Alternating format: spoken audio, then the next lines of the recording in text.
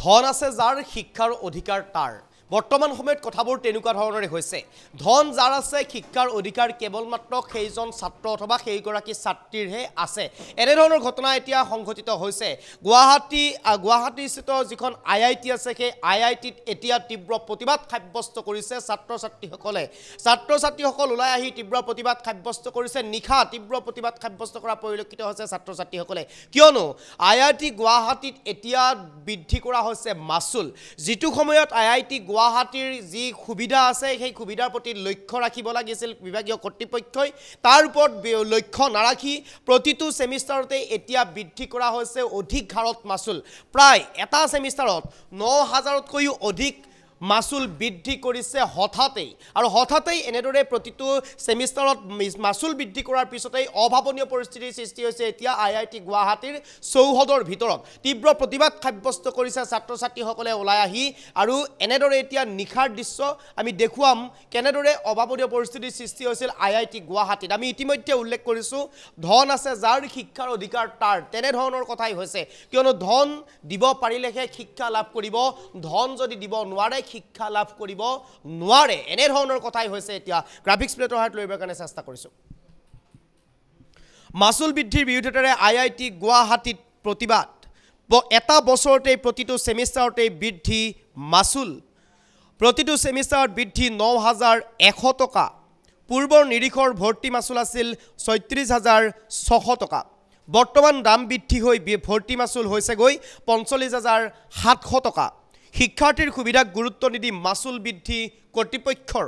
IIT কৰ্তৃপক্ষৰ বিৰুদ্ধে এতিয়া খুব শিক্ষাৰ্থীসকলৰ নিশা হাতে হাতে পোষ্টাৰ লৈ ছাত্ৰ ছাত্ৰীসকলে সমদল কৰা পৰিলক্ষিত হৈছে আমি এই মুহূৰ্তত সেই দৃশ্যাংশ দেখুৱাইছো এইসমূহ দৃশ্যাংশ হৈছে IIT গুৱাহাটীৰ নিশাৰ দৃশ্যাংশ এনেদৰে শিক্ষাৰ্থীসকলে তীব্ৰ প্ৰতিবাদ সাব্যস্ত কৰিছে শিক্ষাৰ্থীসকলে হাতত পোষ্টাৰ লৈ বেনাৰ লৈ ওলাই আহিছে চৌহদৰ ভিতৰতে তেনেদৰে প্ৰতিবাদ সাব্যস্ত কৰিছে কিয়নো কোনো ধৰণৰ বিচাৰ বিবেচনা নকৰাকৈ IIT গুৱাহাটীৰ প্ৰতিটো সেমিষ্টাৰতে বৃদ্ধি কৰা হৈছে হঠাতেই ৯,১০০ টকাকৈ প্ৰতিটো সেমিষ্টাৰ ৯,১০০ টকাকৈ বৃদ্ধি কৰাৰ ফলত পূৰ্বৰ যিটো সেমিষ্টাৰত মাচুল আছিল ভৰ্তি মাচুল আছিল ৩৬,৬০০ টকা এই ৩৬,৬০০ টকাৰ পৰা বৃদ্ধি হৈ গৈ হৈছে গৈ ৪৫,৭০০ টকা যাৰ বাবে এতিয়া ছাত্ৰ ছাত্ৰীসকলে এনেদৰে ওলাই আহি তীব্ৰ প্ৰতিবাদ সাব্যস্ত কৰিছে শিক্ষাৰ্থীসকল ওলাই অহা পৰিলক্ষিত হৈছে IIT বুলি কোৱাৰ লগে লগে অন্য এক দৃষ্টিভংগীৰে চোৱা যায় বা IIT বুলি কোৱাৰ লগে লগে অন্য এক দৃষ্টিভংগী নিক্ষেপ কৰা যায় কিয়নো এই IITৰ প্ৰায় মেধা সম্পন্ন ছাত্ৰী শিক্ষাৰ্থীসকল ওলাই আহে বিভিন্ন ধৰণৰ কেইবাগৰাকীও বিভিন্ন বিষয়া হৈ এই IITৰ পৰা ওলাই আহে তেনে এটা প্ৰেক্ষাপটত এতিয়া এই যিটো ধনৰ কথা আহিছে বা ধনৰ যিটো পৰিমাণৰ কথা আহিছে এই ক্ষেত্ৰত এতিয়া শিক্ষাৰ ক্ষেত্ৰত যে ধন লাগে বা ধন নহ'লে যে শিক্ষা লাভ কৰিব নোৱাৰে সাধাৰণ লোকসকলে এই কথা একেবাৰে স্পষ্ট হৈ পৰিছে আৰু যাৰ বাবে এতিয়া এনেদৰে তীব্ৰ প্ৰতিবাদ সাব্যস্ত কৰিছে শিক্ষাৰ্থীসকলে আমি ইতিমধ্যে উল্লেখ কৰিছো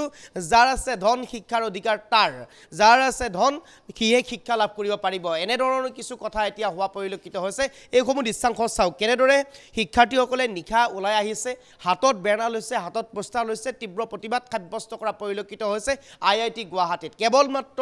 উদ্দেশ্য এটাই সেয়া কোনো ধৰণৰ বিচাৰ বিবেচনা নকৰাকৈ ৯,১০০ টকাকৈ প্ৰতিটো সেমিষ্টাৰতে বৃদ্ধি কৰিছে আৰু তাৰ ফলতেই ৩৬,৬০০ টকাৰ পৰা ৪৫,৭০০ টকালৈ বৃদ্ধি পাইছে আৰু এনেদৰে এতিয়া এই মাচুল বৃদ্ধিৰ বাবে এনেদৰে তীব্ৰ প্ৰতিবাদ সাব্যস্ত কৰা পৰিলক্ষিত হৈছে IIT গুৱাহাটীৰ কৰ্তৃপক্ষৰ বিৰুদ্ধে আমি দৃশ্যাংশ দেখুৱাইছো এম্বিয়েন্স আছে এম্বিয়েন্সৰ সহায়ত সেই দৃশ্যাংশ আমি দেখুৱাৰ কাৰণে চেষ্টা কৰিম মন্তব্য আছে আমি সম্ভৱ হ'লে সেই মন্তব্য শুনাবৰ কাৰণে চেষ্টা কৰিম শিক্ষাৰ্থীসকলে কি কৈছিলে কিয় এনেদৰে ওলাই আহি তীব্ৰ প্ৰতিবাদ সাব্যস্ত কৰিব লগা হ'ল নিশাৰ ভাগত এনেদৰে শিক্ষাৰ্থীসমূহ দৃশ্যাংশ দেখুৱাইছো এই শিক্ষাৰ্থীসকলক চাওক কেনেদৰে হাতত বেনাৰ পোষ্টাৰসমূহ লৈ তীব্ৰ প্ৰতিবাদ সাব্যস্ত কৰিছে মাচুল বৃদ্ধিৰ বাবে হঠাতেই মাচুল বৃদ্ধি কৰিছে সেমিষ্টাৰৰ ফিজ বৃদ্ধি কৰি দিছে ১০০-২০০ নহয় বা ১,০০০-২,০০০ নহয় সম্পূৰ্ণ ৯,১০০ টকা বৃদ্ধি কৰিছে এটা সেমিষ্টাৰত হঠাতেই আৰু যাৰ বাবে ভৰ্তি মাচুল ৩৬,৬০০ টকাৰ পৰা হৈছে গৈ প্ৰতিটো সেমিষ্টাৰত ভৰ্তি মাচুল ৪৫,৭০০ টকা আৰু ইয়াৰ বাবে এনেদৰে প্ৰতিবাদ সাব্যস্ত কৰিছে দৃশ্যাংশ দেখুৱাইছো যাওক এম্বিয়েন্স আছে মন্তব্য আছে আমি শুনাবৰ কাৰণে চেষ্টা কৰিছো बाकी लोगों से कंसल्ट करने के बाद हम लोग का यही सोचना है कि कल 10:30 बजे यहाँ पे हम असेंबल होते हैं पीसफुली प्रोटेस्ट करेंगे पहली बात दूसरी बात क्योंकि हमने वीपी और जिमखाना बॉडी के थ्रू जो भी उनका डिस्कशन था हमने उस पर बात किया था, उनका माना था, भरोसा किया था उनकी तरफ से। और मतलब एडमिन भी हमसे यही बात करते हैं कि आप रिप्रेजेंटेशन प्रॉपर चैनल के थ्रू आइए, क्योंकि वो आपकी इलेक्टेड बॉडी। पहली बात कि हमने उनसे बात की, उन्होंने बोला 5 बजे के आसपास, अभी तक मतलब 11 बज चुके हैं,